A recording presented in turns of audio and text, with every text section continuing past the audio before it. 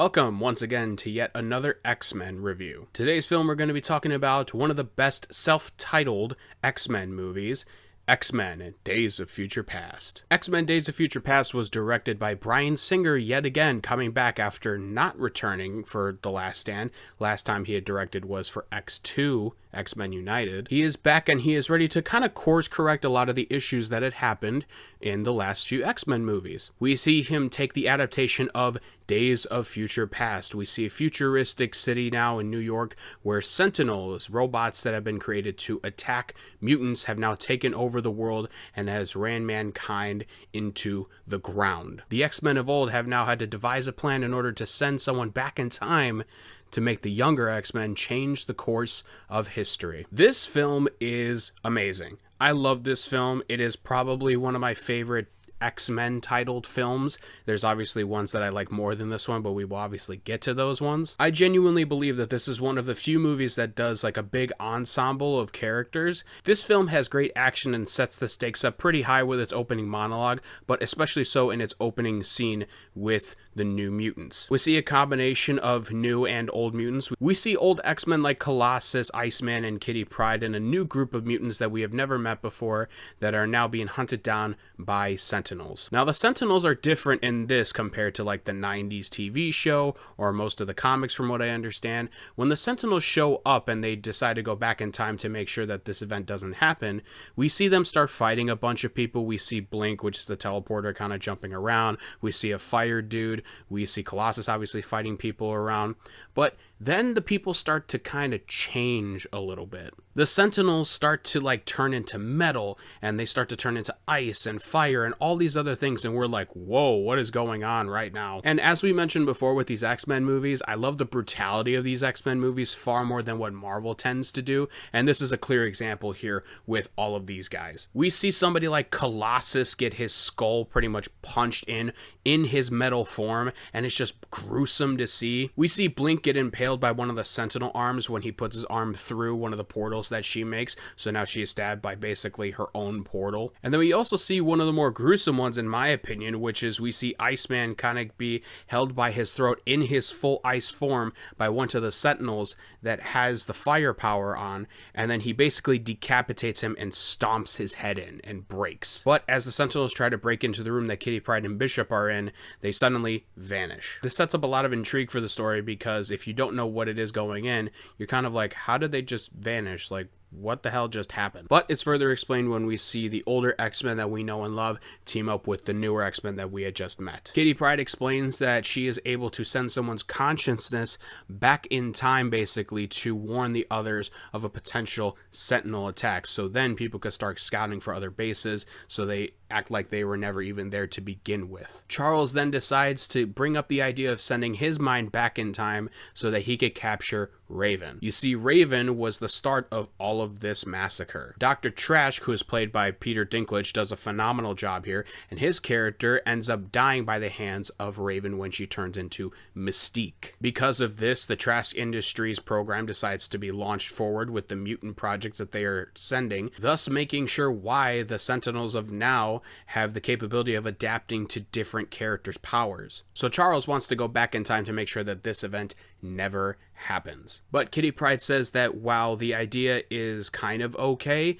the problem is she sends people back like maybe a couple weeks or a month at most back in time.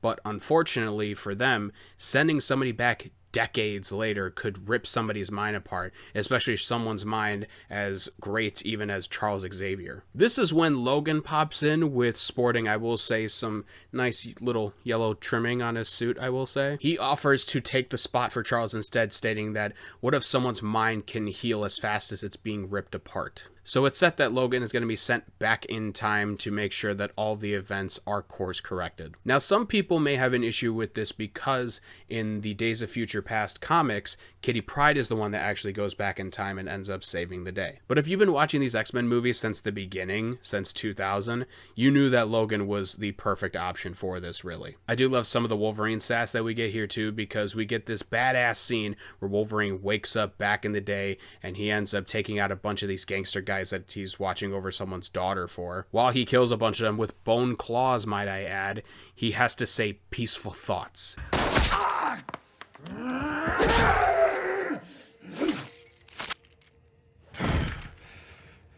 Peaceful thoughts.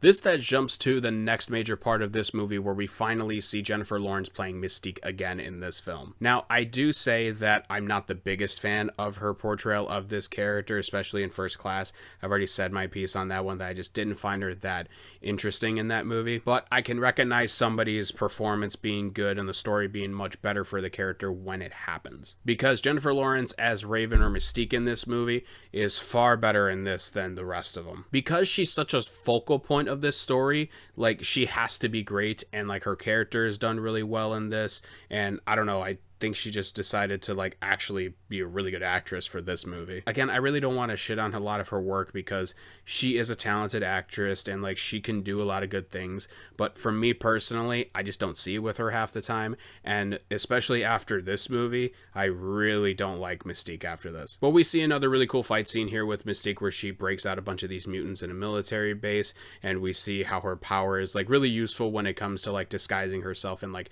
different like military bases and stuff like that. I do love what comes next after this movie too, because it's a little fun interaction that we have with Nicolas Hoult and Hugh Jackman playing the respective characters that they are. Because we see him go up to the mansion and has to find Charles, and when he opens the door and realizes that this guy's supposed to be Beast, he kind of makes an offhanded comment to him about like, you're pretty strong for a scrawny kid, which then leads to like a fun little like 3-second fight scene here. One of the jarring things that happens in this movie that I can kind of see people not being a fan of, but I personally like, is when Charles Xavier comes on screen and he's able to walk. Now the reason for this is because Hank decided to make some sort of medicine that helps fuse his spine together a little bit better, but when it does that, it ends up suppressing the powers up here. It's a similar thing that Hank takes to make sure that he's not always in the Beast form, but Charles takes way too much, so he almost is like a drug addict at this point. There's some really great scenes here where Charles does basically a callback to X-Men First Class where he tells Logan to fuck off. Again, I just love the chemistry here. Hugh Jackman does a great job here, because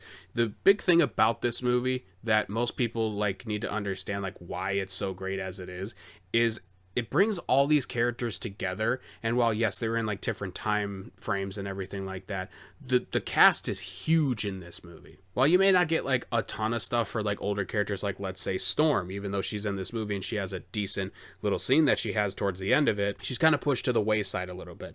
But it's a great way to introduce the young mutants, considering that this was supposed to be the time where they were pushing out all the older actors as these characters. Hugh Jackman eventually makes him turn his mind, and he goes and tries to help him. But in order to help Hugh Jackman, they also need Magneto, and this is where we find out that he is in the Pentagon. I love this little part of the movie too, because they always try to like incorporate some sort of historical event here to kind of make it like mutant related. It's similar to how like Quentin Tarantino likes to change the course of events in history.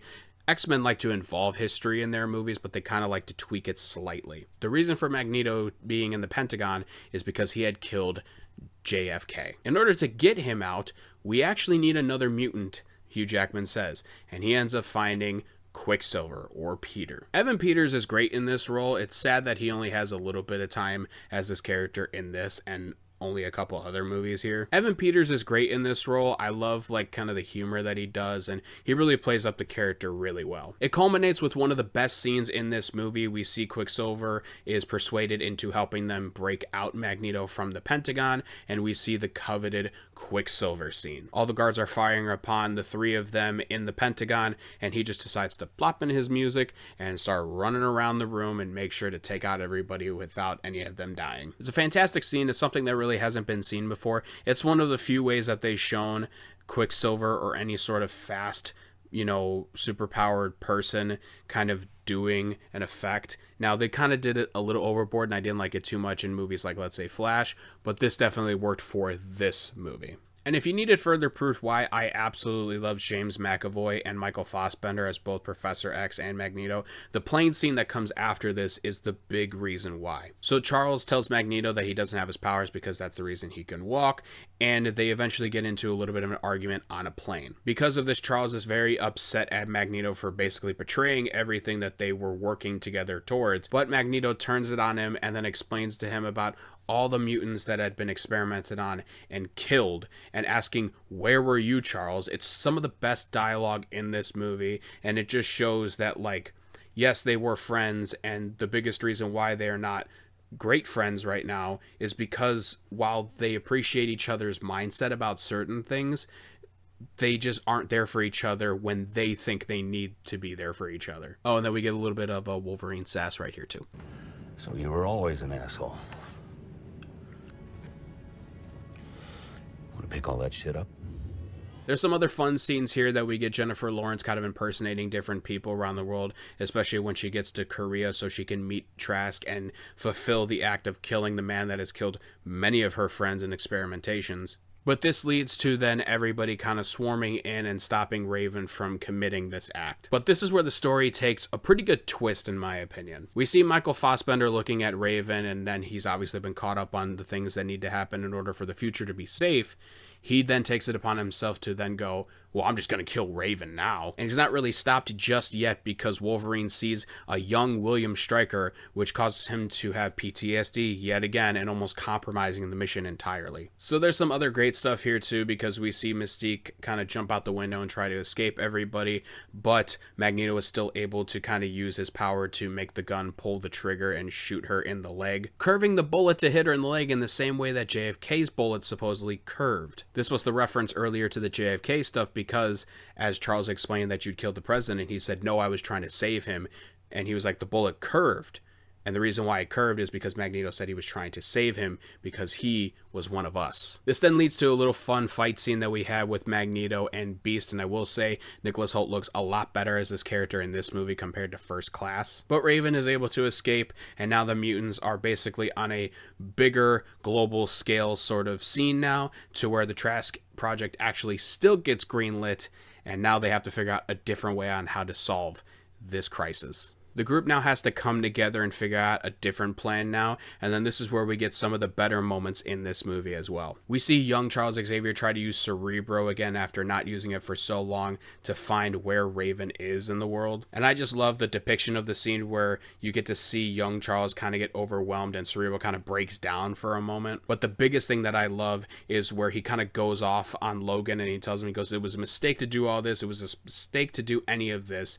And this is when Logan decides to go, well, actually, it was supposed to be you that was supposed to come back, but the mission was way too dangerous, so they had to send me. And this is the first time we get the interaction of a certain character from the younger side to the older side. Charles and Logan have a pretty awesome scene here where he looks into his mind and he just basically mutters under his breath, you poor, poor man, seeing all the trauma and all of the unfortunate that he has been a part of. He tells him to look past that to see what the current future looks like. This allows him to kind of telepathically be in the same room that Logan is in the future, where he ends up having a talk with his older self. This allows Charles to finally snap back into being the Professor X that he's supposed to be, for them to go and find Raven at Washington, D.C. I gotta say, this scene between Patrick Stewart and James McAvoy is breathtaking, because there's not too many times we get to see a character that is young and then old kind of interact with one another. We've kind of seen it at points where you see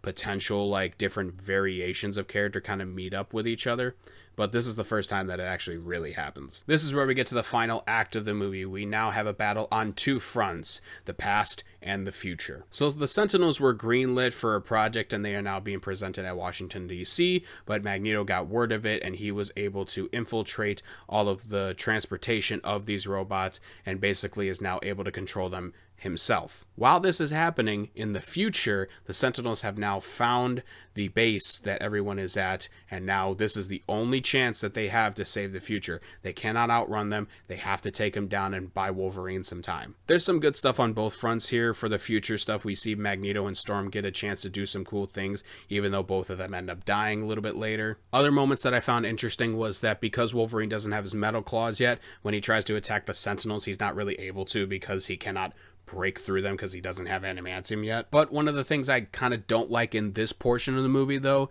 is when Magneto kind of like lifts up one of the baseball stadiums and then plops it over the White House, and it's just kind of like, it's an odd approach to this because I'm just like, you didn't really need to do this. It feels like it just kind of felt like we need to have like a big spectacle kind of scene happen to have Magneto kind of be there. But regardless, Michael Fassbender was still great in this scene. He finds a way to eventually make Wolverine disappear from the action scene, where he kind of makes a bunch of metal rods kind of spiral all across and through his body and sends him off into the water. Raven is able to distract Magneto, and before she is able to pull the trigger on Trask, Charles basically convinces her not to do so. This ensures that the future is now saved and that Magneto is defeated here. This is the part of the movie where we kind of split off into two different things now. On the one hand, we get to see that everything moving forward now is going to be with the James McAvoy, Michael Fassbender, Jennifer Lawrence kind of timeline. Everything for the rest of these movies that are titled X-Men movies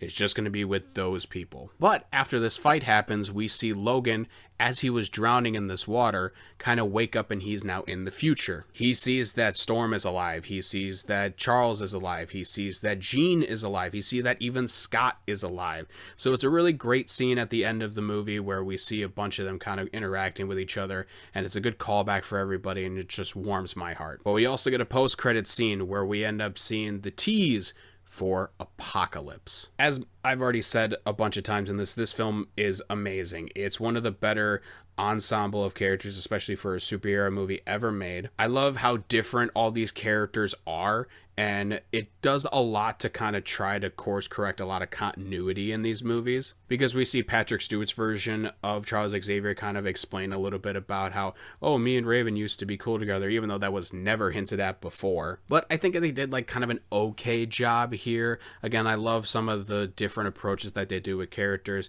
I like that Charles Xavier as a young version kind of has like a mental break after the war and a bunch of his students are taken away, and he just kind of is like, well, I don't want to be, super powered anymore, and I hate hearing the voices in my head, so cure me of the paralyzed spine that I have. I also love some of the new additions here, like Quicksilver. Again, one of the better scenes in the X-Men franchise. You can't really go wrong with some of the guys here, like James McAvoy and Michael Fassbender as these characters. I've said in the First Class review that these guys are great as these characters, and nothing really more needs to be said about it as far as like their acting per se. Jennifer Lawrence is pretty good in this movie, and that's about where it ends for me for that one, but we'll get more onto that later on. This is easily one of the best X-Men titled movies in this franchise. I'm going to give X-Men Days of Future Past 4.5 stars. Thank you guys so much for watching. We are kind of nearing towards the end of the reviews a little bit here, at least for the self-titled X-Men movies. The next film that we're going to be talking about is actually twofold. We're going to be talking about X-Men Apocalypse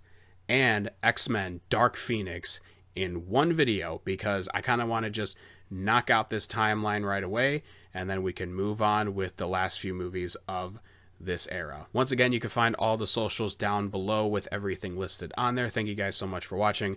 I will talk to you all next time.